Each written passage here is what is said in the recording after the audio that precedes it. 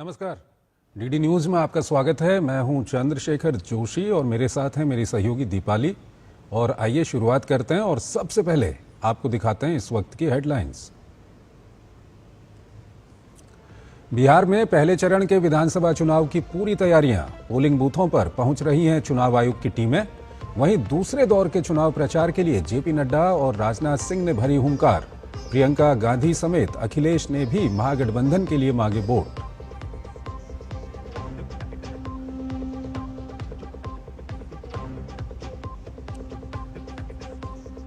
चुनाव आयोग की निष्पक्षता पर फिर राहुल गांधी ने उठाए सवाल।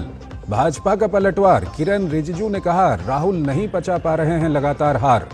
मतदाताओं को भ्रमित करने में लगी है कांग्रेस।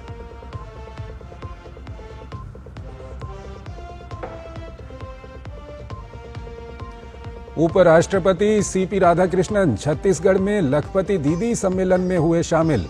कहा छत्तीसगढ़ ने लिखी विकास की नई, नक्सलवाद को लेकर की जा रही कार्रवाई की भी तारीफ की।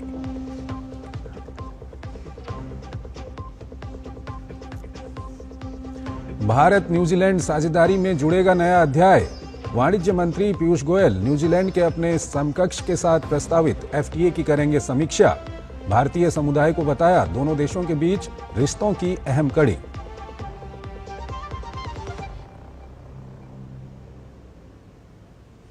राष्ट्रपति डोनाल्ड ट्रंप के टैरिफ पर अमेरिकी सुप्रीम कोर्ट में सुनवाई आज।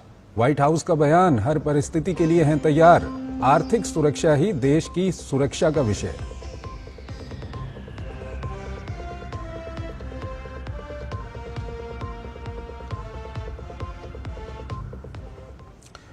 और आइए अब खबरों को विस्तार से देखते हैं। कल 6 नवंबर को होने वाले पहले चरण के बिहार विधानसभा चुनाव के लिए प्रचार अभियान थम चुका है। अब चुनाव आयोग की तैयारियां अंतिम चरणों में हैं।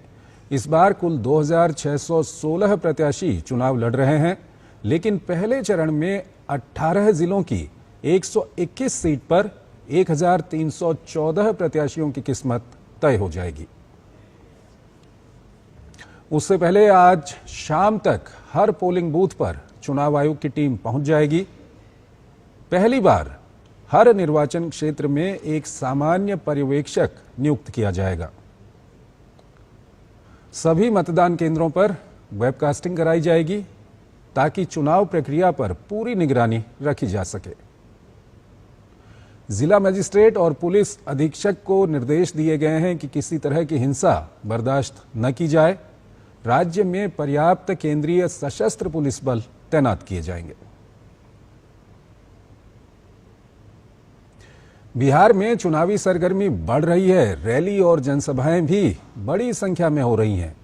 इसी कड़ी में भाजपा के राष्ट्रीय अध्यक्ष जेपी नड्डा ने बिहार के पूर्वी चंपारण की मधुबन विधानसभा में आयोजित विशाल जनसभा को संबोधित किया।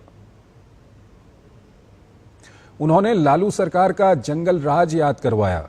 उन्होंने कहा कि एनडीए सरकार में जितना विकास हुआ, ये उन्होंने जनता को बताया। वो पकड़कर धार कर ले जाएगी, इसलिए सड़क मत बनाओ। ये लालटेन युग देखा है हमने, ये लालटेन युग। आज 31,000 गांव को जोड़ दिया गया है और पटना आरा सासाराम एक्सप्रेसवे 3,700 करोड़ रुपए की लागत से बन रहा है। इस तरीके से काम चल रहा है। और दीदी 11 तारीख का इंतजार कीजिए।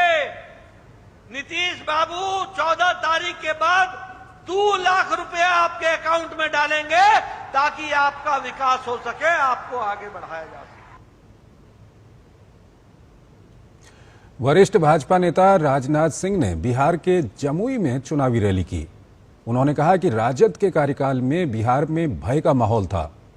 राजनाथ सिंह ने कहा कि पिछले 20 सालों में नीतीश कुमार ने साबित कर दिया है कि सरकार ईमानदारी से चलाई जा सकती है।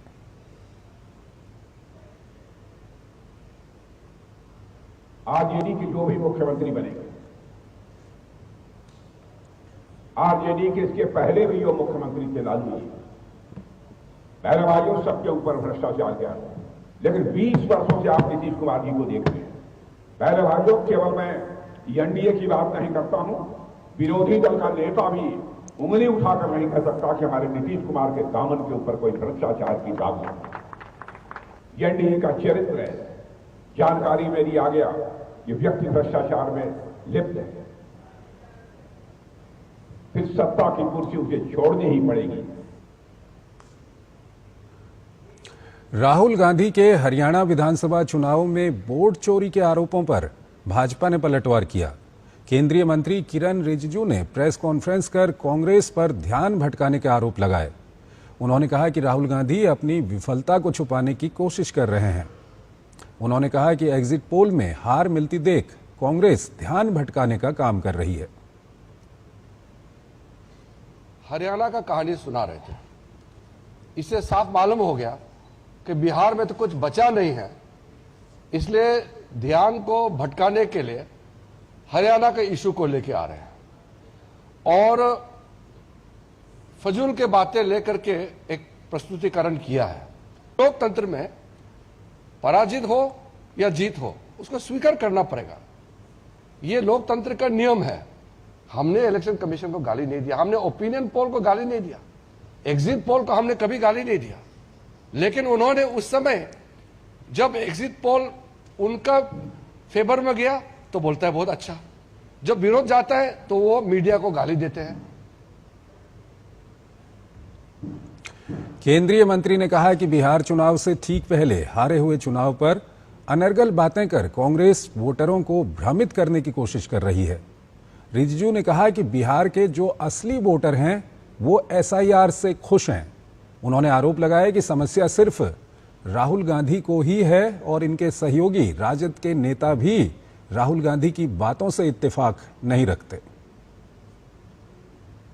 अभी एसआईआर जो कर रहे हैं वो वोटर लिस्ट शुद्धिकरण के लिए होता है, तो अगर बिहार में सब लोग खुश है कि हाँ हम जेन्युइन वोटर है, मेरा नाम सूची में है, कोई कंप्लेन नहीं है। जो नकली है, जिसका नाम नहीं है या जो इस दुनिया में नहीं है या चले गए हैं, उसका नाम कट गया, वो कंप्लेन नहीं कर रहे हैं, राहुल गांधी रो रहे हैं और प्रॉब्लम सिर्फ राहुल गांधी में है। कांग्रेस पार्टी में भी बहुत लोग अभी दुखी हैं। बिहार में कई लोग कह रहे हैं कि राहुल गांधी उनके वहां प्रचार में ना आए, क्योंकि वो आने से जो थोड़ा कुछ चांस है वो भी बिगड़ जाते हैं। आपने देखा होगा वो आरजेडी के नेता भी कभी भी राहुल गांधी का लाइन का बात करता ही नहीं है। देश के 12 राज्यों में शुरू हुई एसआईआर प्रक्रिया के बीच कांग्रेस नेता राहुल गांधी ने बुधवार को प्रेस कॉन्फ्रेंस की। इस दौरान उन्होंने चुनाव आयोग पर कई गंभीर आरोप लगाए। केंद्रीय मंत्री और बिहार भाजपा चुनाव प्रभारी धर्मेंद्र प्रधान ने राहुल गांधी की प्रेस कॉन्फ्रेंस पर तीखा प्रहार करते हुए एक्स पर लिखा कि राहुल गांधी की आज की प्रेस कॉन्फ्रेंस बिहार में होने वाली करारी हार से अपना सिर बचाने का एक हथकंडा मात्र है। ये सबको पता है कि राहुल गांधी देश के संविधान, लोकतंत्र, लोकतांत्रिक व्यवस्था, संसदीय प्रणाली और जनता के मताधिकार में विश्वास नहीं रखते हैं। वो एक ऐसे आदर्श लोक में खोए हैं जिसमें उनको लगता है कि न खाता न बही, जो राहुल गांधी कहें वही सही। लेकिन सच ये है कि इन सब बेबुनियाद हथकंडों की आड़ लेकर वो बिहार चुनाव में होने जा रही हार से अपना पल्ला छुड़ाना चाहते हैं। उनको भी पता है कि कांग्रेस, आरजेडी सहित पूरे महागठबंधन की स्थिति बिहार में पस्त है और जनता लगातार इन लोगों को नकार रही है। ये हर बार एक झूठ लेकर आते हैं, फिर वो झूठ का बम फुस हो जाता है। इसके बाद ये नया झूठ लेकर आते हैं। राहुल गांधी झूठ और फॉल्स नैरेटिव के रिसर्च सेंटर बन चुके हैं। उनको अब कोई गंभीरता से नहीं लेता। इन सारे हथकंडों के बाद भी राहुल गांधी अपनी एक और असफलता की जिम्मेदारी से भाग नहीं सकते। केंद्रीय मंत्री चिराग पासवान ने लोकसभा में नेता प्रतिपक्ष राहुल गांधी के बयान पर कहा, सेना को जाति और धर्म के आधार पर बांटना लोकतंत्र के लिए दुखद है और ऐसे विषयों को राजनीति में नहीं लाना चाहिए। अगर देश के एलओपी लोकसभा, नेता प्रतिपक्ष लोकसभा की खुद की सोच ऐसी है, वो अगर हमारी सेना को जात पात, धर्म, मजहब में बांट कर देखने का काम कर रहे हैं, तो इससे ज्यादा लोकतंत्र के लिए दुखद और कोई बात नहीं हो सकती। और अगर आपको इतनी ही चिंता है राहुल जी, तो बता दीजिए ना कि देश की सत्ता में लंबे समय तक कौन था शासन पर? आप, आपके परिवार के लोग थे ना। अगर आपको सत्ता में भी, अगर आपको सेना में भी जाति के आधार पर अगर आपको विभाजन करना था तो करवा देते। आज आपको ये याद आ रहा है। चुनाव में मैं समझता हूं कई बार हताशा होती है, निराशा होती है, कई बार आप ऐसी बातें बोलते हैं जिससे ध्रुवीकरण हो, बट एक मर्यादा हमेशा रखनी चाहिए। सेना एक ऐसा विषय है जिसको किसी भी राजनीति में किसी भी तरीके से कतई नहीं लाना चाहिए।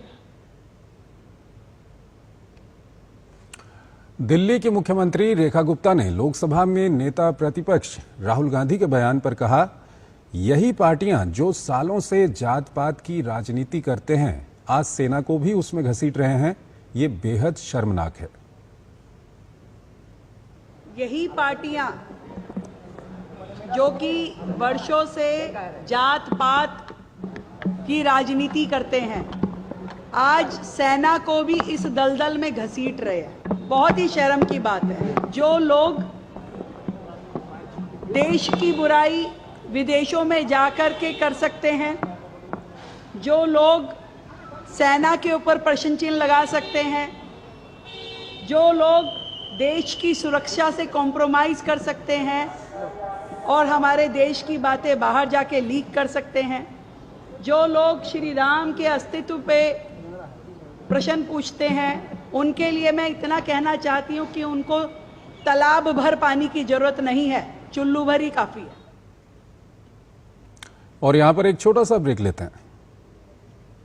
स्वागत है आपका ब्रेक के बाद। केंद्रीय मंत्री पीयूष गोयल और न्यूजीलैंड के प्रधानमंत्री क्रिस्टोफर लक्सन ने ऑकलैंड में साझा प्रेस कॉन्फ्रेंस के दौरान गर्मजोशी से दोनों की मुलाकात हुई और साझा प्रेस कॉन्फ्रेंस की। इस मौके पर न्यूजीलैंड के प्रधानमंत्री क्रिस्टोफर लक्सन ने पीयूष गोयल के साथ मुलाकात पर खुशी व्यक्त करते हुए भारत न्यूजीलैंड संबंधों को मजबूत बनाने के लिए उनके योगदान के प्रति आभार भी व्यक्त किया। न्यूजीलैंड के प्रधानमंत्री ने कहा कि दोनों देशों की अर्थव्यवस्थाएं एक दूसरे की पूरक हैं और मिलकर दोनों देश कई साझा क्षेत्रों में लाभकारी सहयोग कर सकते हैं। भारत और न्यूजीलैंड के बीच एफटीए यानी मुक्त व्यापार समझौते पर केंद्रीय वाणिज्य मंत्री पीयूष गोयल ने कहा कि दोनों देशों की ओर से इरादे नेक और मजबूत हैं। केंद्रीय मंत्री ने कहा कि जिस दिन कोई अच्छा सौदा तय हो जाएगा हम उसे अंतिम रूप दे देंगे। उन्होंने कहा कि ये जल्द हो सकता है या इसमें कुछ समय भी लग सकता है। पीयूष गोयल ने इस कार्य को भविष्य की नींव रखने वाला बताया। दोनों तरफ से दोनों देशों के बीच इरादा पक्का है, इरादा नेक है। अच्छे इरादे से किया हुआ काम अच्छा होता है और अच्छा डील जिस दिन फाइनल हो जाएगा उस दिन हम फाइनल कर देंगे। वो जल्दी भी हो सकता है, थोड़ा समय भी लग सकता है। समय इसलिए इतना जरूरी नहीं है क्योंकि आखिर ये एक भविष्य के लिए नींव रखी जा रही है। केंद्रीय कार्मिक, लोक शिकायत और पेंशन राज्य मंत्री डॉक्टर जितेंद्र सिंह ने आज राष्ट्रव्यापी डिजिटल जीवन प्रमाण पत्र अभियान 4.0 का शुभारंभ किया। इस मौके पर उन्होंने कहा कि डिजिटल लाइफ सर्टिफिकेट अभियान को बहुत अच्छी प्रतिक्रिया मिली है। अब अभियान 4.0 की शुरुआत की जा रही है ताकि देश भर के पेंशनर्स आसानी से घर बैठे ही अपना जीवन प्रमाण पत्र जमा कर सकें। जितेंद्र सिंह ने कहा कि अब तक 25 लाख से ज्यादा लोगों ने फेस ऑथेंटिफिकेशन का उपयोग किया है। इसमें 35,000 से ज्यादा लोग ऐसे हैं जिनकी उम्र 90 साल से अधिक है। उन्होंने कहा कि भारत संभवतः पहला ऐसा देश है जो इतनी बड़ी संख्या में फेस ऑथेंटिफिकेशन प्रणाली का उपयोग सर्विस सेक्टर के काम के लिए कर रहा है।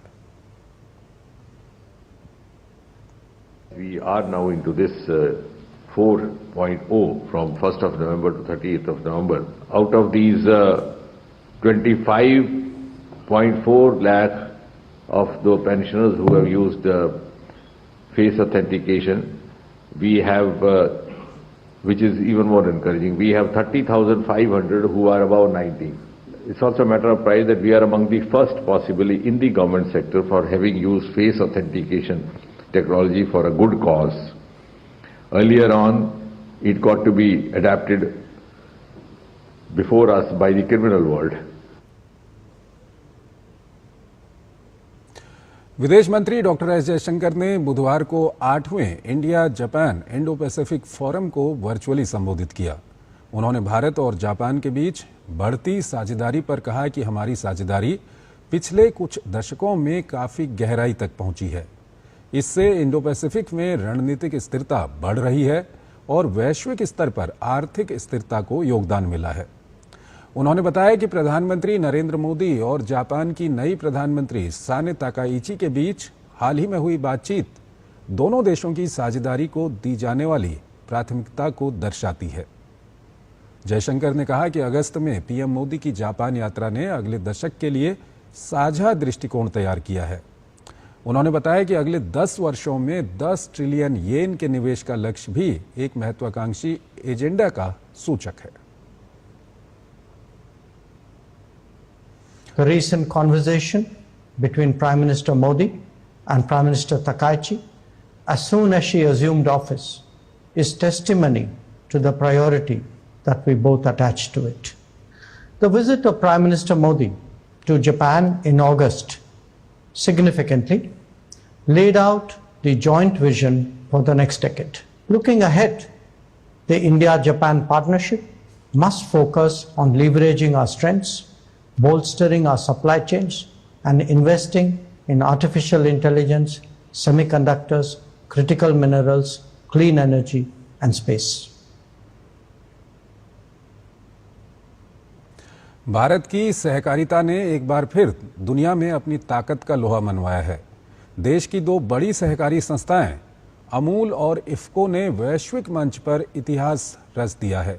इंटरनेशनल कोऑपरेटिव अलायंस की वर्ल्ड कोऑपरेटिव मॉनिटर 2025 में अमूल को दुनिया की नंबर 1 सहकारी संस्था का दर्जा मिला है, जबकि इफ्को दूसरे स्थान पर है। ये रिपोर्ट देखिए।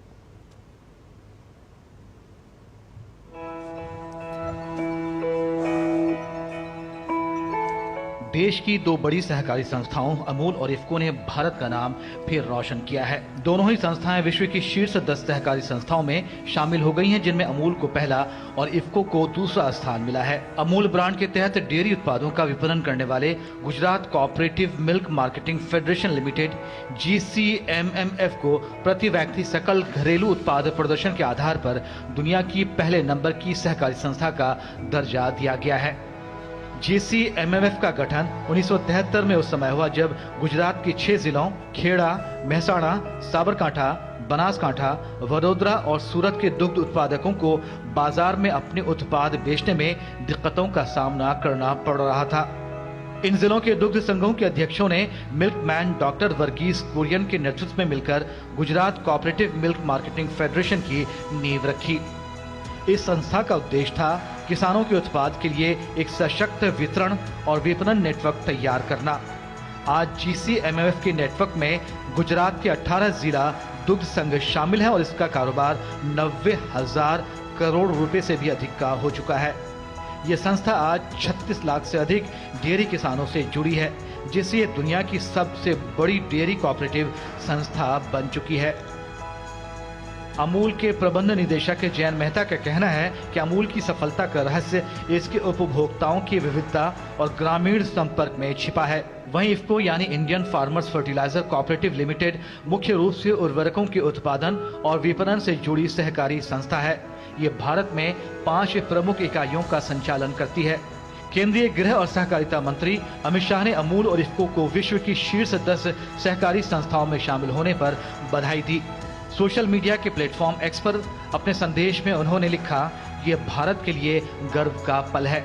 विश्व के शीर्ष 10 सहकारी संस्थाओं में पहले 2 में स्थान प्राप्त करने पर अमूल और इफ्को को हार्दिक बधाई।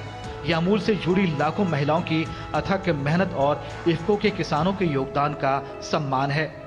ये इस बात का भी प्रमाण है कि सहकारिता की अपार संभावनाओं को प्रधानमंत्री नरेंद्र मोदी जी के नेतृत्व में आत्मनिर्भरता और सशक्तिकरण के वैश्विक मॉडल में बदला जा रहा है।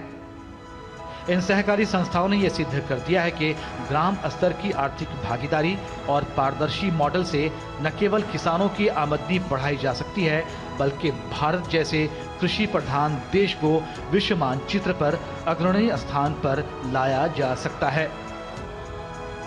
शमीम अख्तर, जीजी न्यूज।